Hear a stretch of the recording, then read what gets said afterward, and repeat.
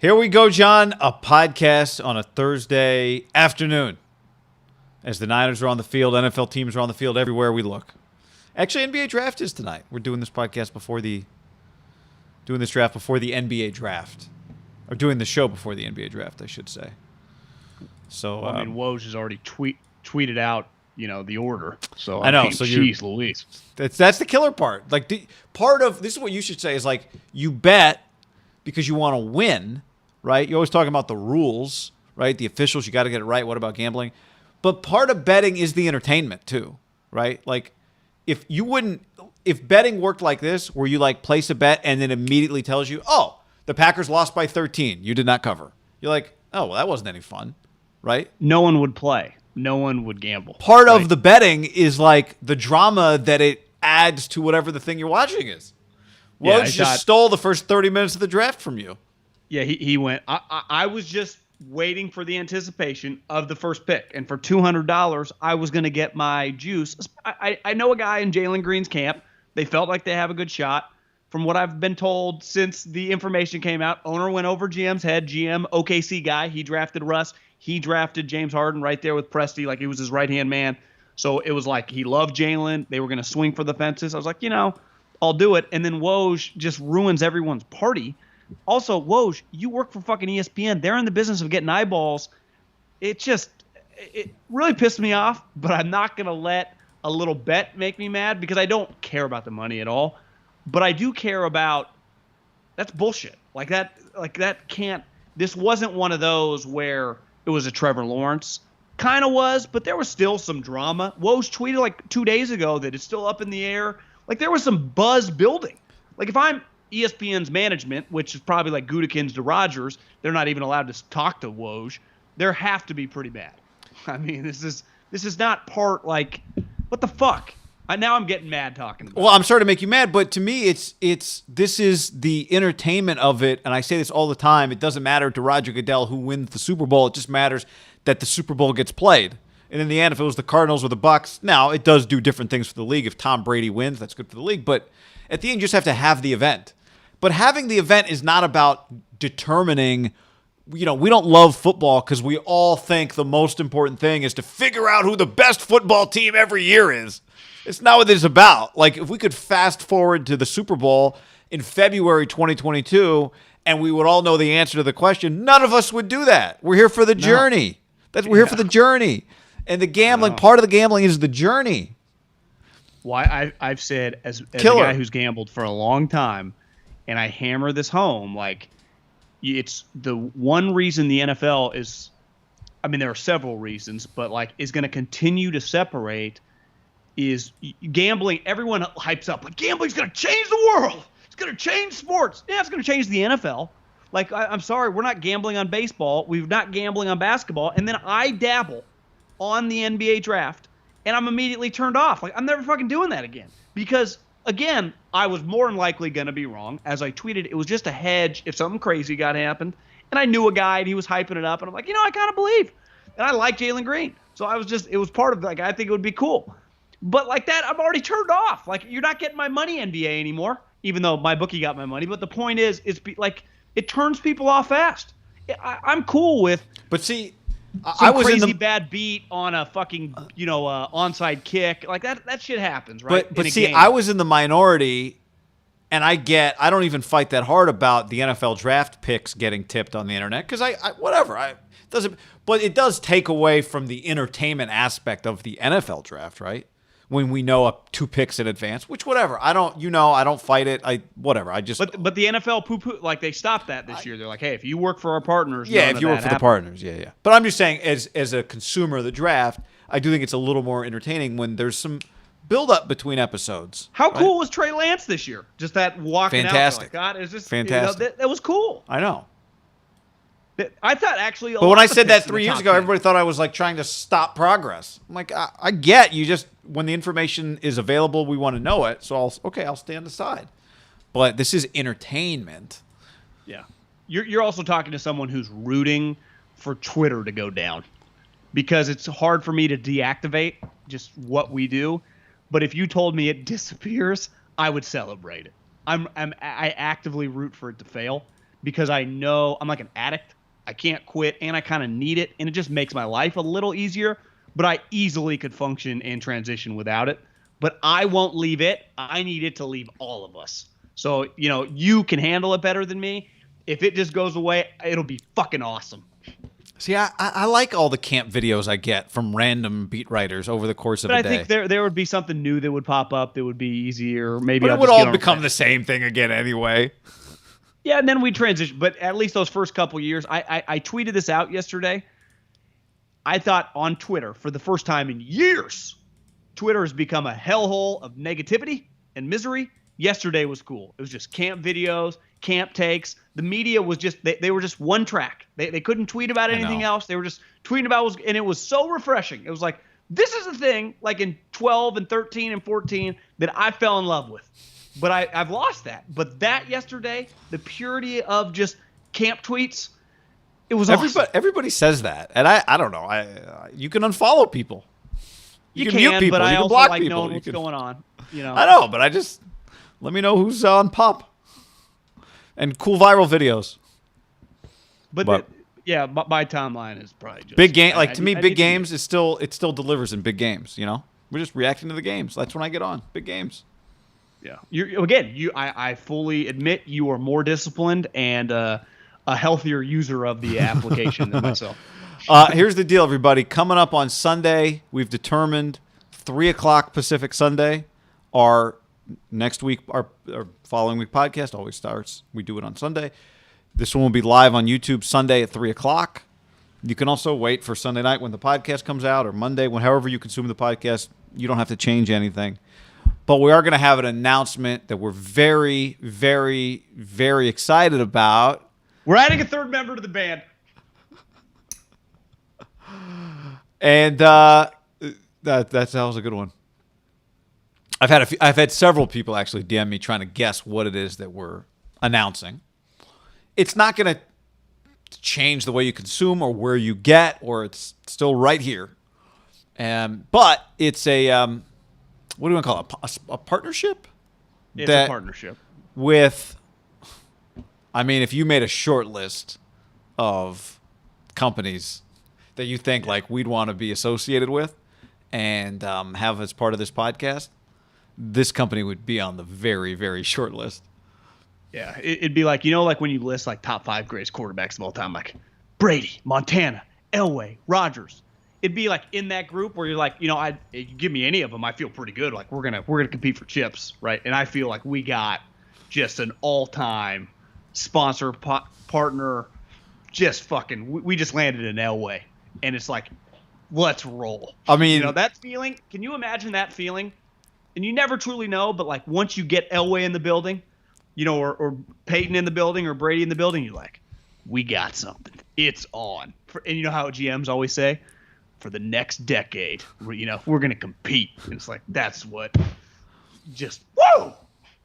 This is a company that is number one, John, in its field. Number one. I think once upon a time, Coward opened up a show about Kevin Durant joining the Warriors, and he had a simple line that said, winners like winners. And I think that is apropos here, if that is the correct way to use that word. Yeah, that is. There's there's good alignment here, as people in the business world like to say. I was thinking today on a little treadmill walk/run that, just, God, I love the business community in America. It's just, it's inspiring, and I can't wait. I'm fired up for this fall, man. I love just the American working business class person. That's us. We got him. Yeah, that's our people. That's our you, people. That's us. As football accelerates and people start maybe coming, the draft was fantastic for business, great for business, really great for business. And but there's still people out there that don't listen to Haberman and Middlecoff, and we want to change that. So if you just you talk to somebody about whatever sports or football or whatever you're talking to them about at bars, let them know. Let them know about the pod. We appreciate when you share. Yeah, tell your friends. We're on YouTube. We're on this little app called Facebook. We're on the Twitters. We're on the Instagrams. We're everywhere. and our podcast is flowing. We're full speed ahead, baby. Pedal to the metal. Let's go. Also, get in the mailbag. We'll have another mailbag coming out on Saturday morning, as we've been doing. We got a bunch of mailbag questions. You can go to iTunes, leave us a review. We're almost to 1,000 reviews on iTunes. It helps us out when you leave a review. You make it 5 stars. You do 2 things. Then you put a question in the review, John, and you tell us a bar you love to hang at anywhere in the world. Very easy. Very, very easy. Or you can do it on the Facebook page as well, which is linked in the description. Our podcast loads now on the Facebook. You can just press play and you listen. Zuckerberg, you better be giving us, we better link back and getting us credit on that one. You start stealing, we're coming after we gotta check. Even though it'd be the tough, metrics. you probably got more money if we sue you, so we'd be in trouble. But I mean, you probably win. Didn't the Winklevoss twins? Did they that went to court, or did they just settle without even going to court? I'd have to rewatch The Social Network. Aren't the Winklevoss twins like the Bitcoiners too now? Yeah, they kind of transitioned. Yeah, they've done pretty well. They've right? done very well. Yeah. They've done very well. This podcast is brought to you by our friends at sleepnumber.com/ham. Sleepnumber.com/ham. That's where you want to be if you're in the market for a bed, and who isn't in the market to sleep better. Yep, guy. Who right now could use a better night's sleep? I'd imagine people listening, a lot of you. I listen. Sometimes you got a lot going on. It's hard to turn off your little brain. Your heart's pumping. Maybe you have caffeine a little too late. You got to stop drinking caffeine, after lunch. But there is nothing like getting a sleepnumber.com/ham night of sleep. You and I have been doing it for years. It's a game changer. Sleepnumber.com/ham is, I can't recommend it enough. They have beds starting at $8.99, deals galore. Sleepnumber.com/ham. Sleep IQ technology. I mean, that's one of the many secrets at Sleep Number. That's not a secret because it shows you your ideal sleep and wake schedule, the best times for activities like working out, winding down. Sleepers use their smart bed's circadian rhythm feature to improve their bedtime and wake time consistency. That's part of the key, John. You go to bed at the same time, Tom Brady. You wake up at the same time. You dim the lights. You get the temperature right. You stay off of the caffeinated supplements, and you get yourself a great night's sleep. Stay hydrated, too. I mean, we had 3 pee breaks in the 10 minutes before this podcast started. It's all about the agua. I could pee again right now. Sleepnumber.com/ham. Go get yourself a bed. Yeah. Discover. You have a television? You have a television in your room? No. Bedroom? No. Yeah. Do you think we'll ever do that? Or I was in bed watching an iPad last night, though, so I don't get to claim superiority. Gotcha. Got stuck I would watching a show. You just end up watching so much TV when they get a TV in your bedroom. I separated it for so long to read, and then I just had books next to me that I never read. Right. With the iPad next to you, so it probably doesn't change much. Discover proven quality sleep at sleepnumber.com/ham. Sleepnumber.com/ham. Okay, let's start with a guy that made a bunch of news on Wednesday? When he spoke to the media? Tuesday? I'm losing track of my days. Wednesday. Jimmy G, John. Jimmy Garoppolo. And I wasn't sure. I did not watch it live, Jimmy Garoppolo's press conference. I went back and watched it on YouTube. And I saw some tweets about, Jimmy cussed. And my first reaction when I saw that was, is he trying too hard to show that he's not affected by this thing that everybody thinks he should be affected by? That assumption was incorrect. I watched it. I know you also reached the same conclusion. I watched and thought, I think he's pretty comfortable with the situation, the football situation. He was a little fidgety. I think answering questions, the media part of it, not his favorite thing, but he does it very well. I mean, he's fine. That's not a complaint by me. But I actually think he's pretty comfortable with the football aspect of things after watching him speak on Wednesday. Yeah, I mean, anytime you become a new Travis Matthews male model, and I think we've been talking for years, Rom, not the ideal body type, Jimmy, ideal body type for that cut. Perfect fit for them. I think sometimes we overthink it, and I know I do. We all do. Just in these situations with just players, it's so different in sports than most jobs, but it happens in jobs when people come in and you can tell right away, like, that guy's going to pass you fast, or you are out of, the way a boss thinks about you. It's happened to me before in football and definitely in radio, where you're like, this isn't probably good. Like, humans are not dumb. You can naturally, we're all survivors, feel out a situation.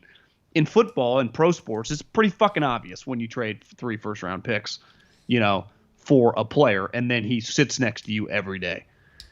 This guy, once upon a time, Little different situation, though, but still, like, pretty highest drafted quarterback at the time until Mac Jones for Bill Belichick ever. He sat next to Tom Brady every day for 3.5 years. He was coached in the most contentious, might be the wrong word, but just intense, I would say, building over that period of time. Definitely of like the last couple decades in the National Football League, right? With Belichick and Tom. Like, that is an intense environment. That's where he learned. That's where he got like his base of football knowledge in the league. Can I interject there? Because I think you're making a great point. And I told you this the other day when I was driving back from the airport, but I talked to somebody at Pac-12 Media Day, like there's a bunch of coaches, just a lot of people who know people. And I was like, what's the deal? I was talking to somebody who loves Ayuk. And I was like, what do you think of Nikhil? And they said, the second Nikhil went to New England, they thought that was not a great fit, given just everything you just described, how much was going to be put on him, how quickly it was going to be put on him. And I don't know, he got hurt. He had some injuries that slowed him down too, but maybe all of that stuff that comes with being in New England slowed him down a little bit as well. So that's a very real thing that players deal with. Well, it's a double whammy, right? Intellectually, it's known offensively as the hardest place in the league. Offensively, what you have, it's wiped out a bunch of players. Chad Johnson just couldn't learn the playbook. And then physically, if you and I talked before about the Julian Edelman, what he told Chris Long about, like, we used to scrimmage. Like, people thought, like, bye week, Patriots just going to Cancun. Like, no, they were full team scrimmage to the ground in pads from like 12, 13, 14, 15. Because guess what? They were the number 1 or 2 seed for like 8 straight years. They had a full-on game outside in the cold. That's where Jimmy learned football. Now, things got a little weird, right, over the last couple years with his injury. He just became a very easily one of the more polarizing players in the league, right? And anytime you're a star, I guess, if you play bad, you get criticized harsh. I actually think once you get paid and you're in like the tier that he's in, kind of middle of the road, those are the guys that take the most arrows, truly, right? Kirk Cousins, Derek Carr, because the majority of people are saying he might not be that good. Right. Like, once you become like Jamal Adams gets lit up in pass coverage, it's like, well, he just struggles in pass, but it's not like everyone knows he's a good player, or Jalen Ramsey screws up. When you're in that 10 to 20 range of quarterbacks, I think they take the most arrows. Because when they're good, it's like, oh, well, fuck, every squirrel finds a nut. But when he's shitty, or just when he struggles a little bit, we've seen it. You and I have been talking about Carr for 8 years. He's a great example. I think Kirk Cousins. So it's just, I think he's kind of numb to it all. So to me, if he plays bad or he plays good, like, it's going to be based on his physical ability, the team, the coaching. Mentally, that's the least of my worries with him, like, especially handling the situation. I couldn't agree more. And I think sometimes we're reminded of what he was in the middle of in New England. But I also think we got to think about what he's in the middle of now, right? Which is also a very demanding environment for a quarterback. And the 49ers got an opportunity to work with him and then decided to pay him. They didn't pay him before he showed up. So Kyle Shanahan gave stamp of approval on Jimmy Garoppolo. Does that mean he's his ideal quarterback? No, obviously not. They just drafted a quarterback third. But I just think it's evidence of, he's handling these situations in the way that, sometimes I like to say this stuff is the price of admission. Like, if you're going to have a chance to be a really good quarterback, these are the types of things you deal with.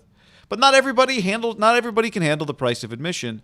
And I think we spend so much time talking about Trey Lance and watching Trey Lance highlights and what's it going to be when Trey Lance connects with Ayuk. And yeah, but what if Trey Lance doesn't get into a competition with Jimmy Garoppolo, and Jimmy Garoppolo is the 49ers starter week 1, which is the most likely outcome, right? Yes. What then? Are they good enough to compete for a Super Bowl then? Well, unless Jimmy gets hurt, he's starting week 1, right? Yeah, so, like, how this guy handles this situation is critically important to how many games the 49ers win this year. For sure. And I thought, Mayoko asked him a question about the Niners. The way Mayoko prefaced it, I think it was Matt, said, they were interested in Deshaun. They were interested in Stafford. Is there anything you need to hear from the coaches? What do you want to hear from the coaches in terms of their support of you? And his answer, his answer was perfect because, it's like it's a catch-22. You don't want a player to say, like, oh, what I really want to hear from the coaches is they love me. His answer was just like, I don't really think about that. And then he spun it into actually a compliment for the 49ers coaching staff. He's like, I've been here. These coaches put you in a position to succeed. I've been in New England. They put you in a position to succeed. I'm pretty lucky because most places around the league are not like that. This is uncommon. And I think that is the healthiest way for him to recognize. I think you and I talked about this when they traded up and then got Trey Lance, which is there still is an opportunity here for Jimmy Garoppolo. He might not be the 49ers quarterback in 2022 or 2023, but he still is the quarterback for Kyle Shanahan today on a pretty talented team, which is a pretty good position to be in. And there's a lot worse situations to be in the NFL. And so if he wants a shot to get another contract and be somebody else's quarterback, how many other places would you pick than right here if you're him? No, he's in a pretty good spot. He knows that. They know it. I mean, it's about as smooth of a transition opportunity as you're going to get. Now, it can go the other way. If he's shitty, like there's no guarantee that he's going to play well, right? He could throw picks. He could struggle. But his odds are better here than in most other places. For sure. I also think at the end of the day at that position, you're given just opportunity. I mean, Ryan Tannehill's a good example. Like he's in a pretty good spot. Josh Johnson just got signed by the Jets yesterday or the day before. Or maybe they brought him in just in case they were going to have to Zach Wilson hold out. Yeah, but I mean, Jimmy's in a completely different world than guys like that. Well, exactly. And I'm saying how many chances is he's just been around. Yeah, but to me, Jimmy, good or bad, he's going to have a Ryan Tannehill type. Like someone just bring him in as a backup and then just who knows. If he's good, someone will trade for him as a starter. So it's like his bet's hedged where it can go shitty and he's still going to get a job. If it goes well, he can go start somewhere. Yeah. Because let's face it, this is his last. Like he will not. There's no Aaron Rodgers. Like we'll just see how long this can go. Like it's over after this year. No matter what, unless something catastrophic happens to Trey's physical abilities, right? He gets injured. But Trey Lance is 100% the starter in 2022. I think the only question is how much does he play in 2021? Yeah. And it's in the Niners' best interest for Jimmy Garoppolo to have a really good year this year for multiple reasons. Yeah, for sure. Winning and trading. So, okay, what about this? We go to we always love you and I love. We make a thing of it. I mean, if you had a ham calendar, like the big moments over the course of the year, the league meeting coaches photo. We need to get that back. I know. Which Andy in a Hawaiian shirt. The league meeting GM photo, which is always like, which one's Kevin Colbert? And also on that list, the Mike Sando Tears article in The Athletic, which we got a few days ago. You and I have talked about this a little bit, but we'll get to Russell in a second. Matthew Stafford comes in at number 7. And I think when you look at this list, he's ranked there based on the strength of what he did as a member of the Detroit Lions. So there's the real possibility that even though he's ranked T7 this year in Sando's article, that when the thing comes out next year, he'll be in the top 5. Really quick, the key to this article, unlike because there's a million articles that are listed, and this is now this used to be ESPN, now it's part of a paywall, so maybe some people listening, probably a lot of people don't even have access. This is not a media member listing. This is all based on coaches, head coaches, coordinators, and GMs, right? They create the list. They vote on the list, and then he ranks it. These are NFL people. This is what the media thinks is irrelevant. This is not anyone that is not coaching or picking players, right? That to me is why I think this list, like you said, it is so important. Because a lot of people, fucking everyone makes a goddamn list. But this, to me, list represents the league's thoughts, which is really what matters, right? Yep. Because we're constantly guessing what the league thinks. Like, it's the beauty of the list. Yeah, and it's quoted by coaches and GMs. Well, what I think is that next year they might say this guy's top 5 based on the other quarterbacks around him and based on where he is. And if he's a top 5 quarterback, then that changes the NFC West, that changes the NFC, that changes the league. It just changes everything. Hell, if he's the 7th best if he plays like the 7th best quarterback in the NFL this year, that changes everything. Yeah, I mean, based on last year, Goff wasn't a top 20 guy. So if they get the 7th best guy, just that, pendulum swing is massive. But to me, the key thing was, look where they group him, right? He's T7, right there with Lamar Jackson. Now, they are completely different players, but if you just look at it in a vacuum of, can this guy have a Lamar Jackson type impact? Because if he does, the Rams are a powerhouse team. I mean, that's just plain simple, period, point blank, end of story.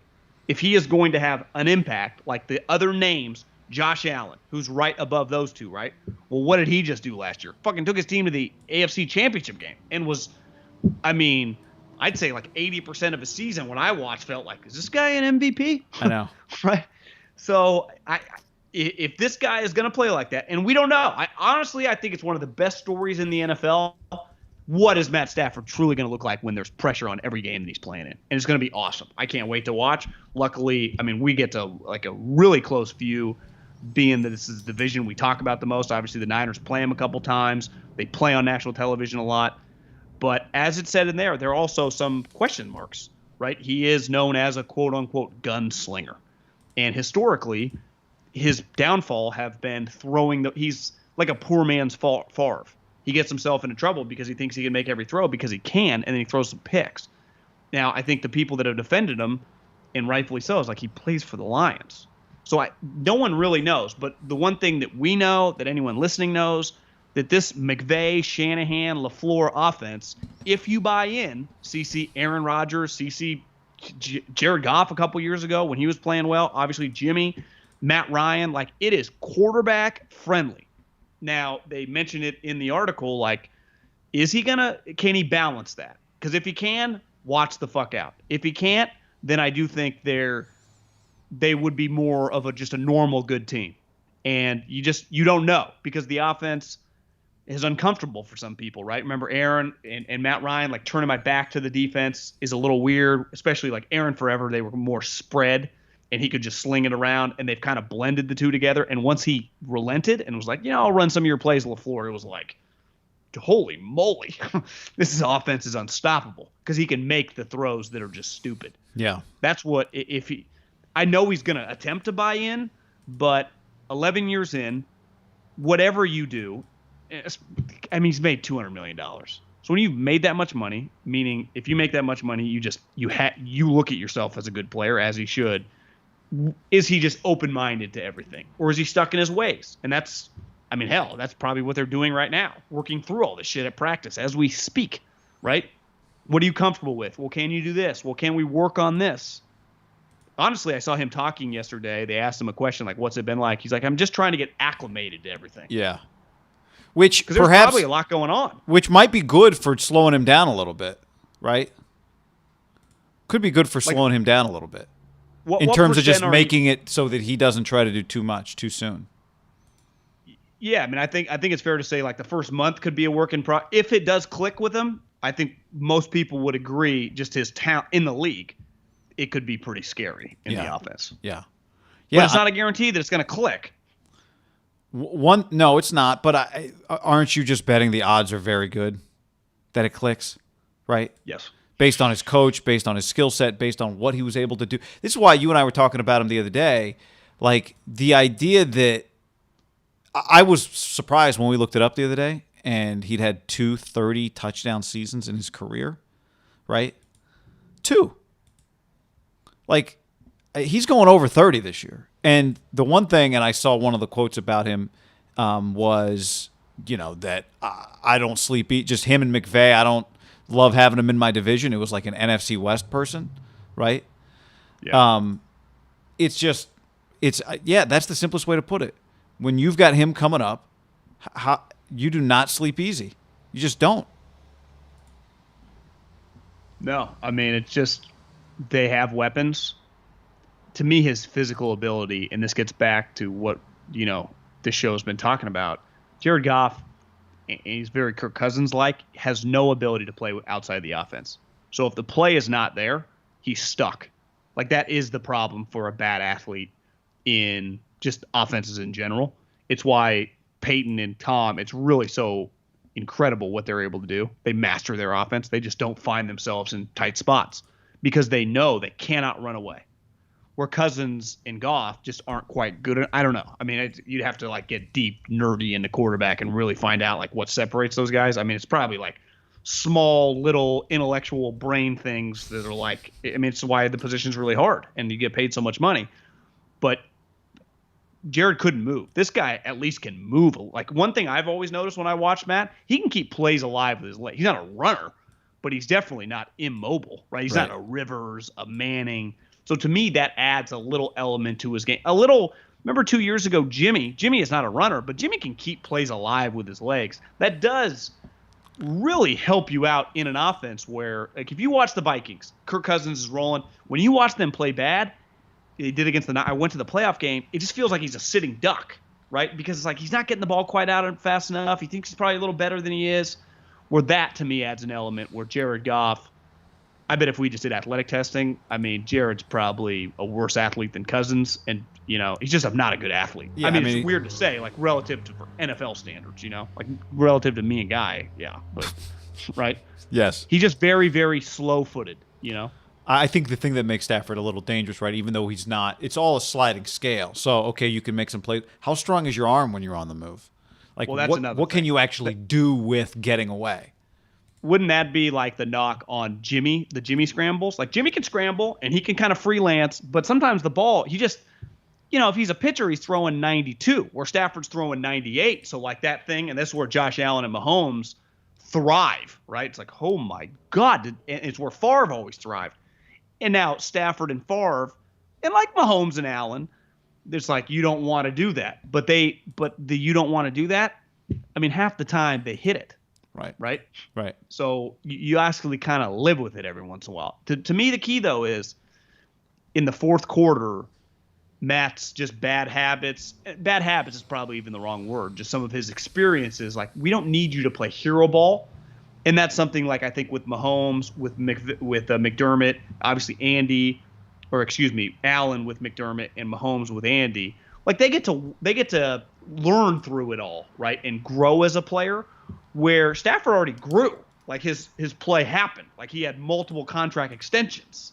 So it's always a fascinating part about adding a free agent, where sometimes you can kind of just remold a guy, or just get a guy to fully, Rich Gannon, John Gruden. Remember, that was like a historic late ad, wins an MVP in his mid 30s, but now it's different past there. Like, Rich hadn't had the success Matt had as like a long time starter. He kind of bounced around. But my point is, you get the guy. You don't usually see, like, we found this quarterback at 33 and he went on to have the best 6 years of his career. This would be a unique career arc in the history of the league if it goes as well as I think some people probably think it's going to go. I'm betting on it.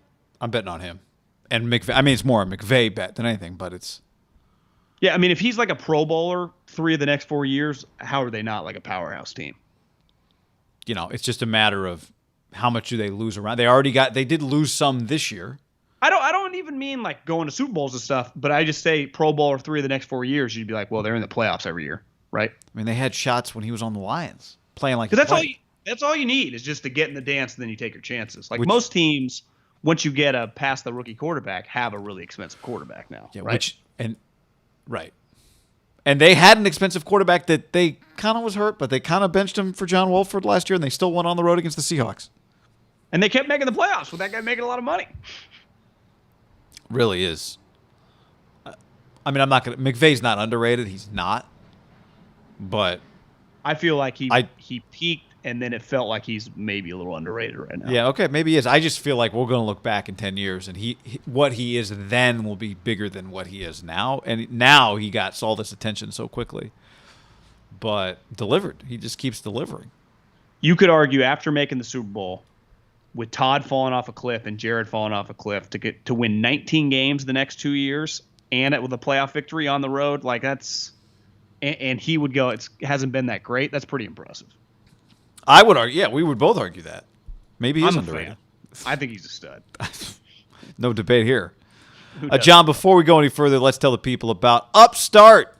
Upstart.com/ham. Upstart can lower your monthly payments today. If you're carrying credit card balance month to month, it probably feels like a gorilla on your back. So whether you're paying off credit cards, consolidating high-interest debt, or funding personal expenses, Upstart.com/ham.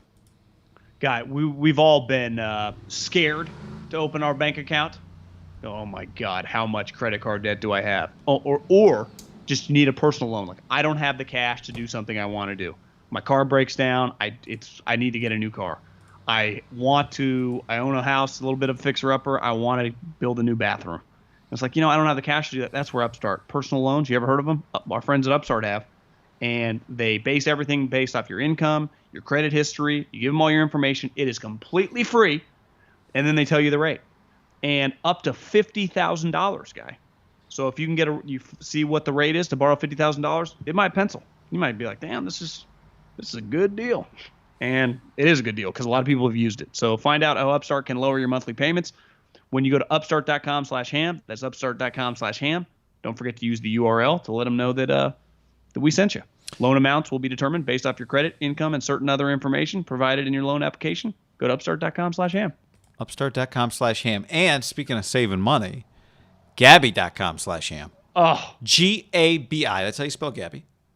And it's very simple. Get a better insurance. Gabi. Gabi.com/ham. We've both done it when it comes to car and home insurance or renter's insurance. You deserve better. So put your policy to the test and turn to Gabi. Gabi.com/ham. it's really easy to use. Keep going, guy. I'm looking It is easy to use. Remember, you went on it. I went on it. You put in your information, and they give you quotes for the exact same coverage that you already have. So it's apples to apples. And it's apple to apples with Progressive, Nationwide, Travelers, 40 of the top insurance providers. And then it tells you maybe here's the best price, or it might tell you what you have right now is the best insurance coverage. Carry us home. How much a year? $961 per year, Gabi customers save on average. And they'll never sell your information. So no annoying spam or robocalls. That's a big deal. I'm getting a robocall right now as we do this podcast. Gabi.com/ham. But it's not because of Gabi. Put your policy to the test like we did. Get a better insurance with Gabi. Totally free to check. No obligation. Gabi.com/ham. That's Gabi.com/ham. That's Gabi.com/ham. All right.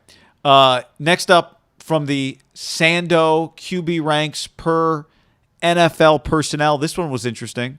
Russell Wilson in at 4. Russ in at 4. And how about this quote, John? From a offensive coach about Russell Wilson.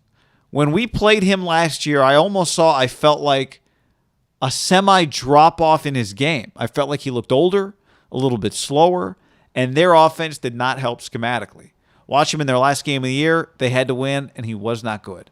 He wasn't getting away from it fast, and he was missing throws.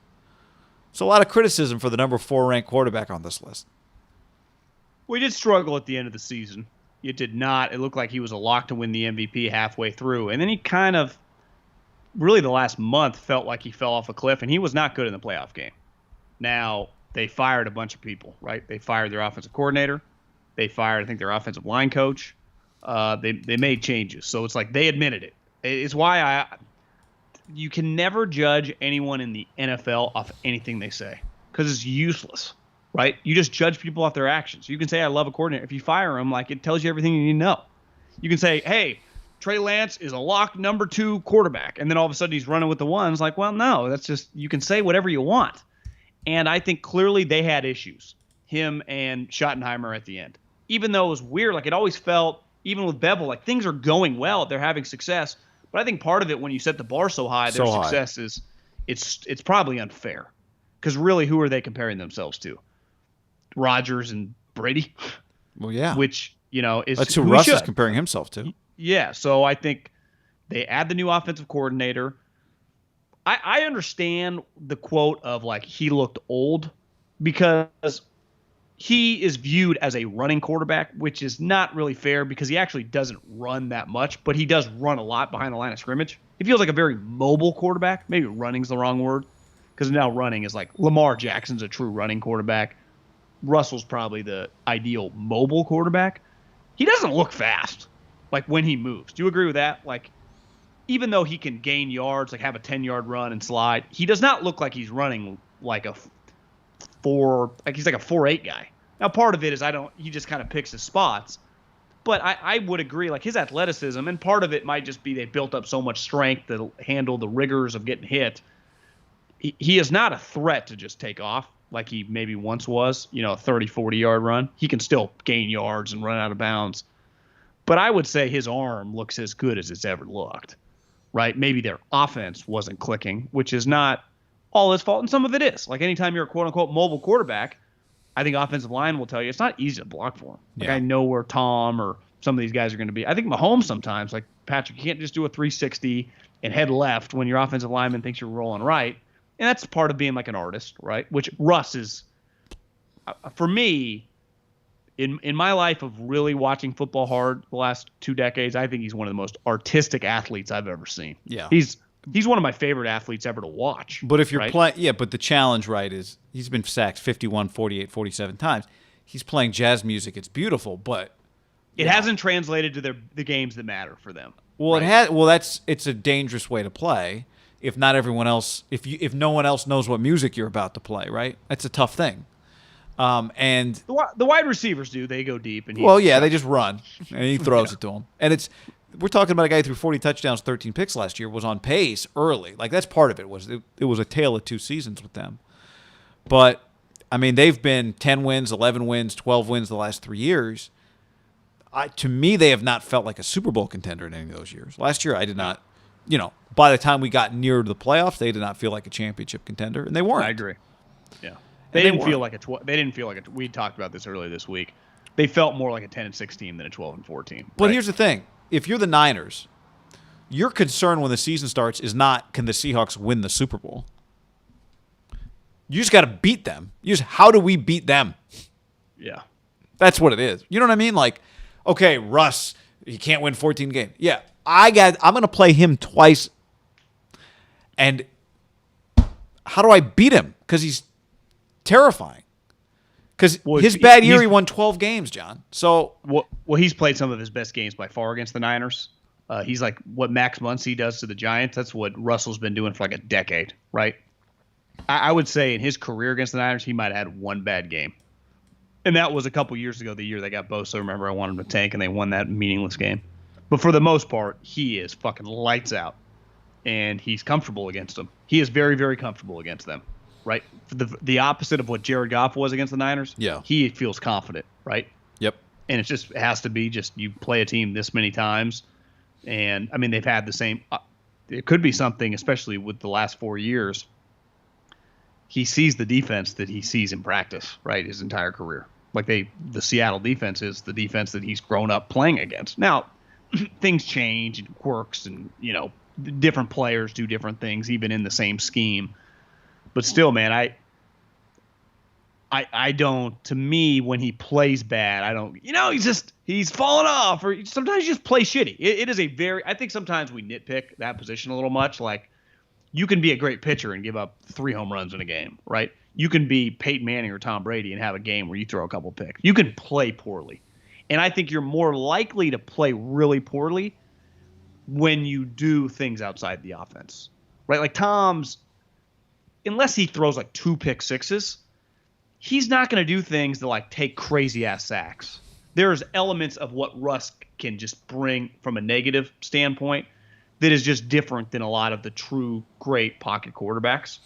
Even though I view Russell as a throwing quarterback, not like when his story's written, it'll not be anything with his like he kept plays alive with his legs, but he was like this.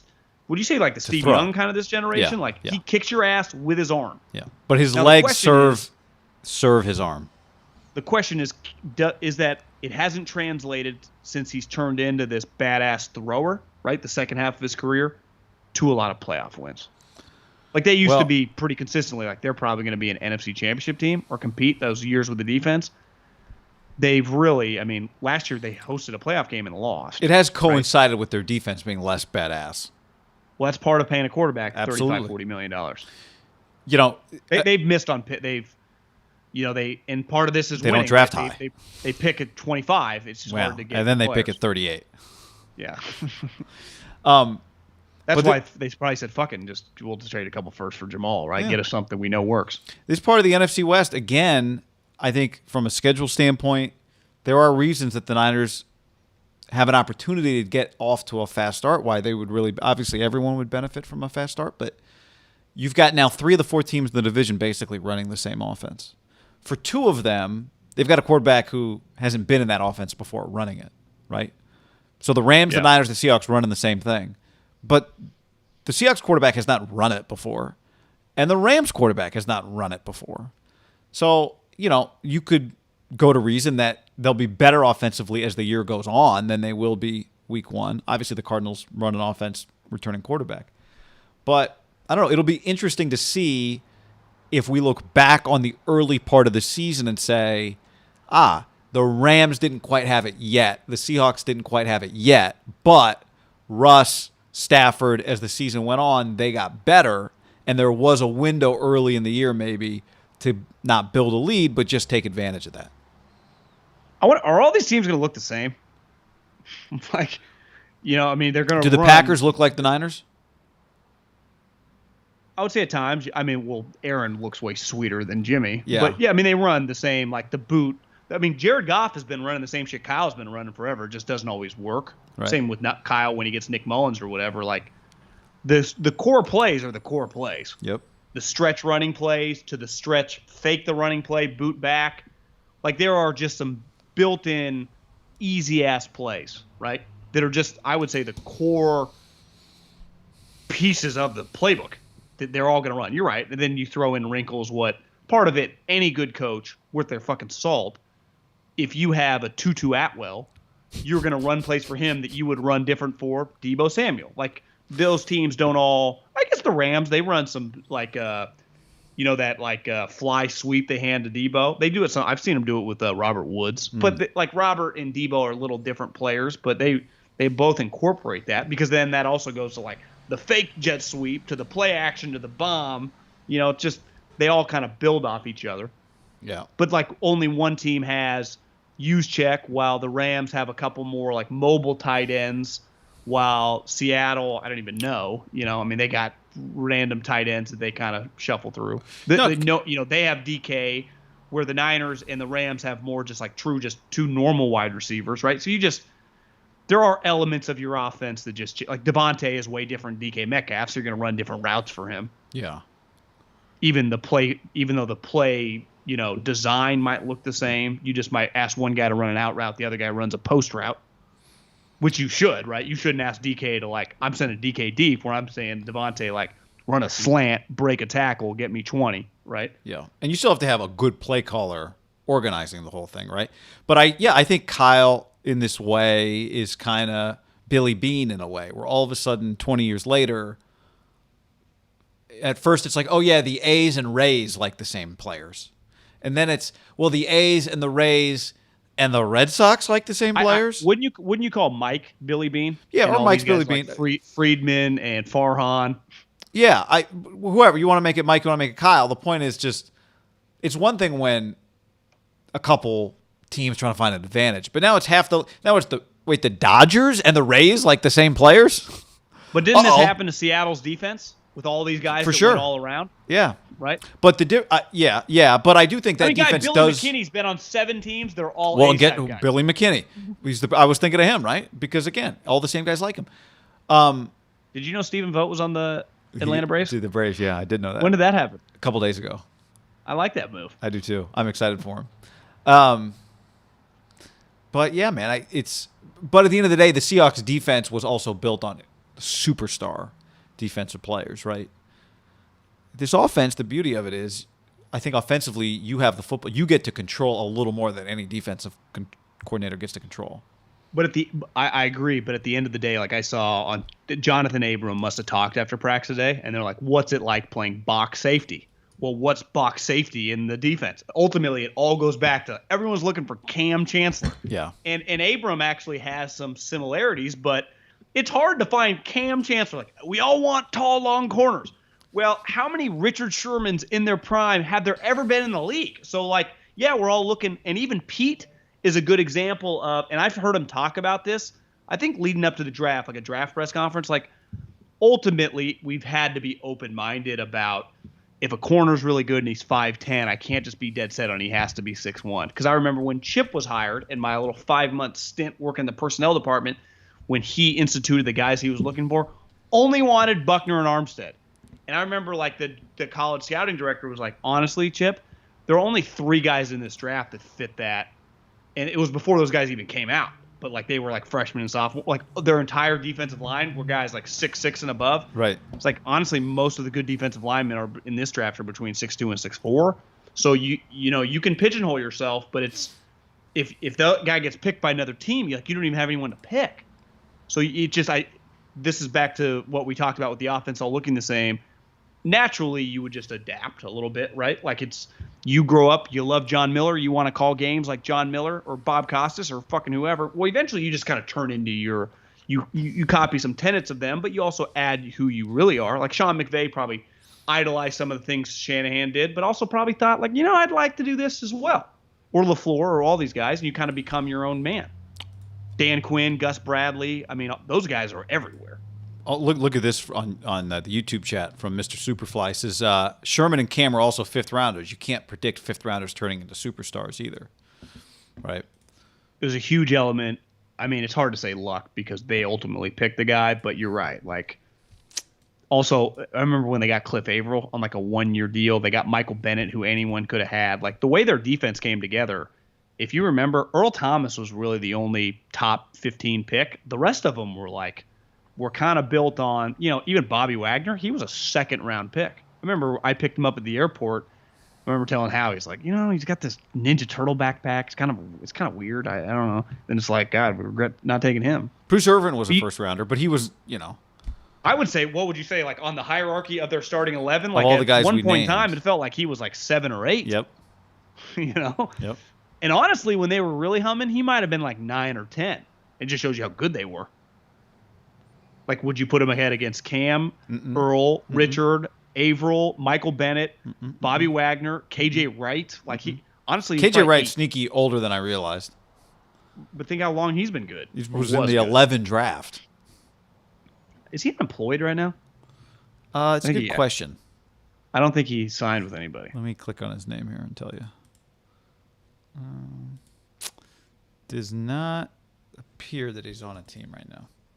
The good thing for him is playing for Seattle for a decade. He knows 7 defensive coordinators currently right now. So he's one injury away from probably getting $5 million. That's where, that's where just being a backup for one of these guys is going to just be incredible over the course of a few years, right? Well, there's no better feeling than being on a powerhouse team and being like a Malcolm Smith, being the 4th linebacker.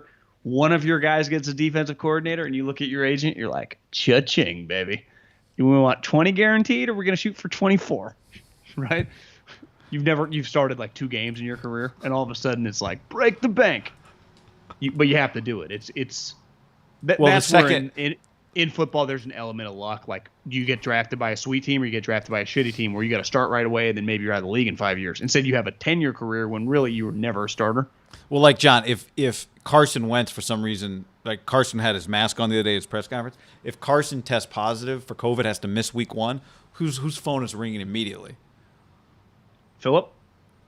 Oh, yeah, Philip, that's one. I was going to say Ryan Pace's phone is ringing because we already know that Frank Reich tried to sign the Bears' 3rd-string quarterback a couple of years ago, Nick Foles, who's making a ton of money. Like, yeah, you could acquire. Yeah, you could. Nick will be like, yeah, we'll just restructure. You guys will move some money back. You guys add another year. It's like, wait, what? Foles just got $8 million to get traded to the Colts? Nick, and all for it, but he's made a lot of money after that Super Bowl. No doubt, man. Do you see what the Eagles did with, since they won the Super Bowl, they had an enormous, like you go to Levi's, anyone that's been to Levi's knows there's always like pull-down banners that are massive. A couple of them with like 2 or 3 players. Mm-hmm. They've had a pull-down banner, and it was simply Doug holding the Lombardi. Yeah. Well, obviously, Doug Peterson's not their coach anymore, so what they did is they took it all the way up to get Doug's body out of it, and all you see is his hand holding the Lombardi. And I saw someone on Twitter like a week ago was like, I wonder what they did here. I was like, so they didn't even Photoshop it? They just rolled the banner up? That's what I saw, or maybe they put a new photo where it's just his hand. Just his hands. It used to be him holding it up, like the famous. It's always the best picture when the confetti's rolling and either the quarterback or the coach is holding the trophy. And yeah, you want to show everyone that you won that Lombardi, but you gotta smudge Doug. It's always. I remember, like, I haven't felt this for a long time, but that first year when you get away, and I can't imagine Doug, who was like the head coach. You can say that, like, I've moved on. It's weird. You're watching your player. You're watching a coach talk about the guys that you helped influence there. And it's like, especially, I mean, saying you're still getting paid. we. Yeah, New like, guy like Nick Sirianni's banging the table talking about what was he talking about? Well, they said one of the questions I watched the press conference was like, how many games? Like, what's a good season for you? Do you have a number? And he's like, I mean, I actually think he's come a long way. He was like a little Tom Sully. He's much better. He said, no, I don't have a number. It's not the way we do things. And he's like, he gave an example of like, I've been on teams that started 4-1 and we've missed the playoffs, and I've been on teams that 1-3 that made the playoffs. And how he's like, weren't you on like the 1-5 Colts team that made the playoffs with Frank his first year? He's like, oh yeah, we went 9-10. And he starts giving the story. He's like, we're 1-5. It was supposed to be Josh McDaniels. They won 9 of 10. Oh, 1-9. Sorry, got you. To make the playoffs. And he's like, we're 1-5. Everyone thinks they're going to get fired and everything. We're all looking at Frank. And Frank just like pounded the table, doubled down on just keep doing what we're doing. And his point was, which I think he's right, and it sounds cliche, is people freak out the moment things go kind of shitty. Mm-hmm. In football, I think stock market moment starts dipping, everyone starts selling. People just naturally freak out when times get a little weird in any facet of life. But football is no different, and everyone looks at either the quarterback or the coach. And I think what separates good coaches and quarterbacks and bad ones and probably iffy ones, if they freak out too, it's over. Even if inside you're human, like you're 1-5, you can't be feeling good, right? You do have to put on a good front, right? And I think because then you have no chance. It's either your personality or not. It's also experience. Like, there's no way to put on a good front if you have zero experience. You just naturally freak. It's easy for like an Andy or a Belichick to be like, everyone calm down, right? It is harder. Like if Nick Sirianni were to start, let's just say hypothetically, start 0-5, it would be hard to just stay the course. We saw it with Tom Sula. It just snowballs and you start freaking, and it can just take on a life of its own. Like, in fairness to Chip, his year with the Niners, which was, I think statistically the worst season ever, he did handle himself pretty normally throughout the year. Mm-hmm. Now it helps. He's super rich and like he was going to, That's also, I think, partly just his persona, his personality, right? Yeah. You're right. He doesn't freak out. Steady in that way. By the way, John, as we're recording this on Thursday, Max Scherzer just got traded reportedly to the Padres. Wow. I was watching them the other night. I think you and I have talked about this. That I can't deny. I think their all brown uniforms are ugly, and I've taken some shit for that. But you cannot deny that their home games feel huge. Their crowds are huge. The place looks sweet. Their team is sweet. Tatis, Manny, they're just that place. Every time I watch it, it feels like a playoff game. Like, it's just sick. And they just got Scherzer. It does have, I don't want to say quite like SEC vibes, but it has an edge to it, does it not? Like, people are on their seats, they're on their fucking edge, the fucking especially when it's rocking. like, oh, San Diego, nobody cares about anything there. It's like, well, they're locked in on this baseball game partying. Well, didn't Dean basically preach that to us forever? Like, they don't care about sports down here. That I'm watching their team. Now, granted, they are pretty cool. Like, they got a really cool team. I mean, they have probably him or Shohei, the most coolest player in the league. But god damn, that place is rocking. Shohei's the coolest. But you what? I think Shohei is the coolest. I got a clear number one for Shohei. But Tatis is, he was last year. I'm just saying, right I would pick one. I wouldn't tie them for me. That's fair. I saw Shohei stole a base the other day, and I'm matured because I was going to tweet like, no way Babe's fat ass could have done this. And I was like, someone would be triggered at being fat. It's like, oh, I'm fat too. So it's like, I didn't even want to argue with people. But 5 years ago that would have been rattled off. But I do believe it. Like, no way did Babe steal a base. Shohei didn't just steal a base, guy. By the time the ball got there, like, he was already coming up. Like, he hauls ass. He's so he's so smooth, man. He's so smooth. My one pushback is when you see Tatis hits bombs, they fly. He's awesome. John, he's awesome. And his games matter. Like, I'm just saying Shohei's a one of a kind. Diminish him. Yeah. At all. It's the greatest season in the history of my life for a baseball player, given what he's doing on both sides. It does suck that his games mean nothing. Sucks. I saw somebody tweet like the other day a photo of him. It was like, damn, I wish I'd researched who the good baseball teams were before I signed. But he knew that. I know, right? I know. Padres are. They're just. You're right. I mean, this is why you and I talked about this a month ago. Like that. This is what Justin Herbert should be getting. Justin Herbert should be on just sweet players. Yeah. We talked about this yesterday, but the Cowboys Instagram. Yeah. If you're just gonna, Cowboys Twitter.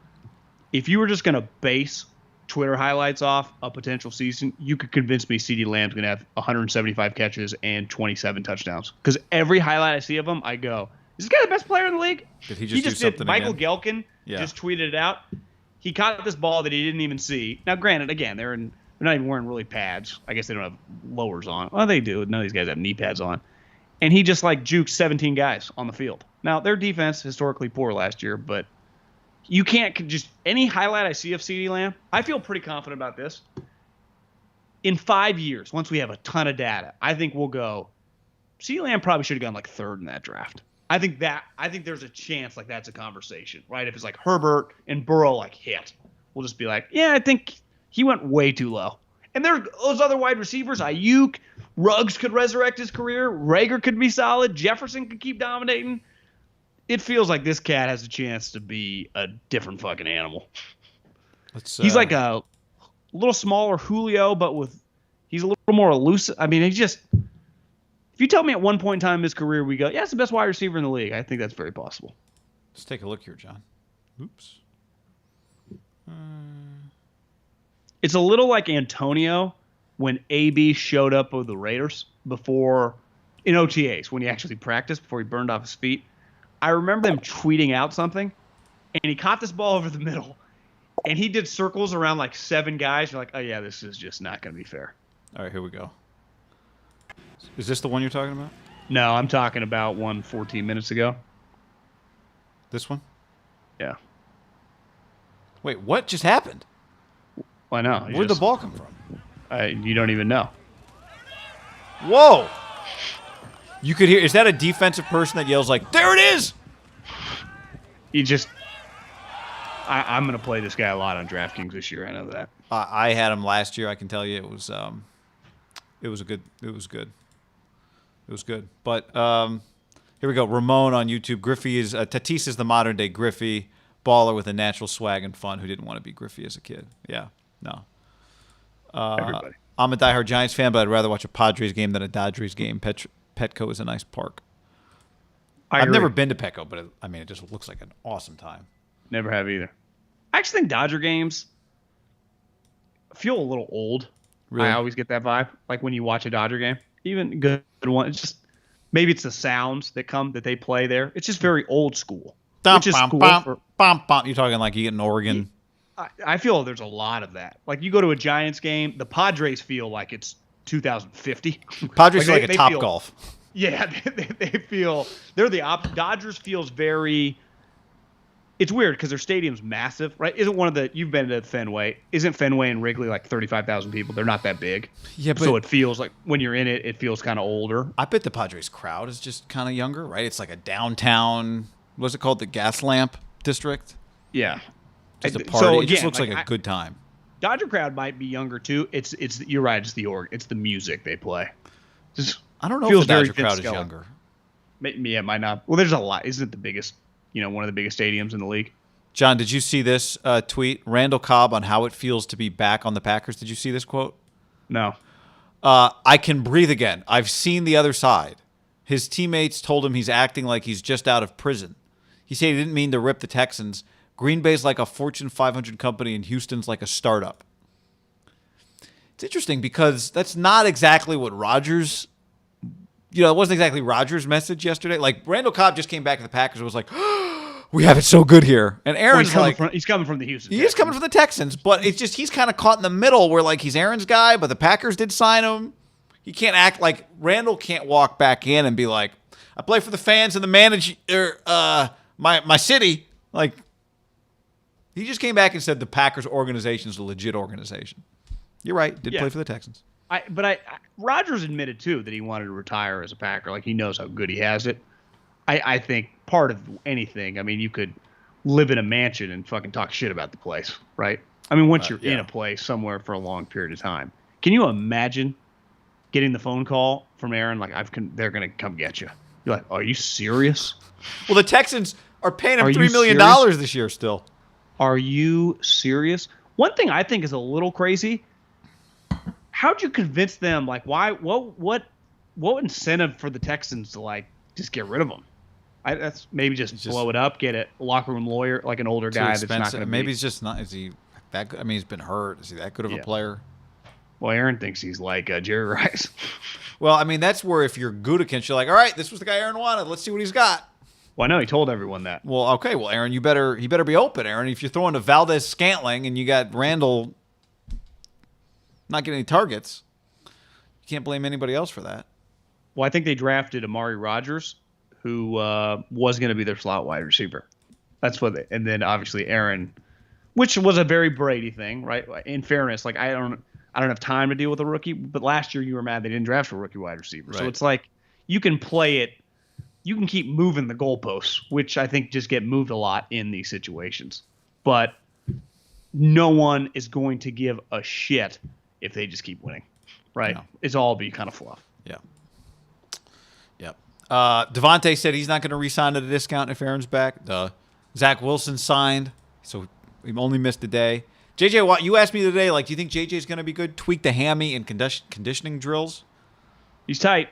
Not ideal. Dak shoulder injury. It's minor, John. Just can't throw, but he can do everything else. Just throwing is. Henry Ruggs gained 13 pounds. It was always the argument, like in a draft meeting, or even we had these. I remember with Pat Hill, like if a wide receiver had questionable hands, it's like, hey guys, he plays fucking wide receiver. Like the people that were very adamant, like they don't mess with it. And it probably is a good philosophy. Like unless you have plus hands, you pass on DK, we probably shouldn't mess with you. Then you get DK. DK is the reason you go back the other way. Like, well.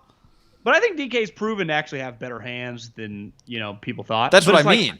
You can get away with it with like Terrell Owens or Vernon Davis. You better be like, that was a knock on Julio. Like, it doesn't have like Amari's a test case, right? Like he's kind of hit or miss, but you see him make these like one-handed catches, but then he'll drop.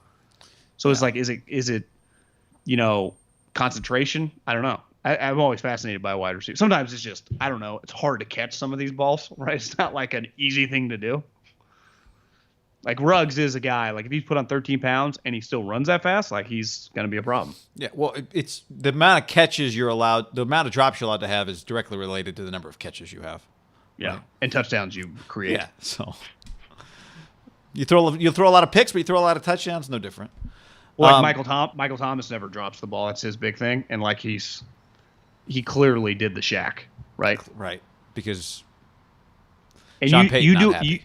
I think you do a Shaq was doing the Shaq a decade into his career. I mean, this guy's like 25 years old. Is that kind of like, does it feel like he hates Sean Payton? Yes, and it feels like Sean Payton hates him. But you're stuck. Not great for his career that Breeze is gone. Probably. No. Right? I would say it's not great for his career. Just, I would think his stock is really down in the league. Like you do things like this. Now, he's such a good player. If he got healthy, everyone's messing with him. He's just too good. But it's not, you start creating this, I don't know, narrative about yourself, which is clear. Like last year was on him. Now this year it's basically a fuck you to the team where you just could have saved yourself a couple months and been ready for week one. But I also kind of lean, it's like I get the summer, like I want to go boating. I want to do my things. What do you want to be on crutches? Yeah, but do you want to be a great football player or, just have a well-rounded life? Yeah. Tom Brady goes to a wedding in Barbados. He's up at 8 a.m., 6 a.m. doing workouts while everyone else is recovering from, a long night and a hangover. Did you get any hikes in Montana?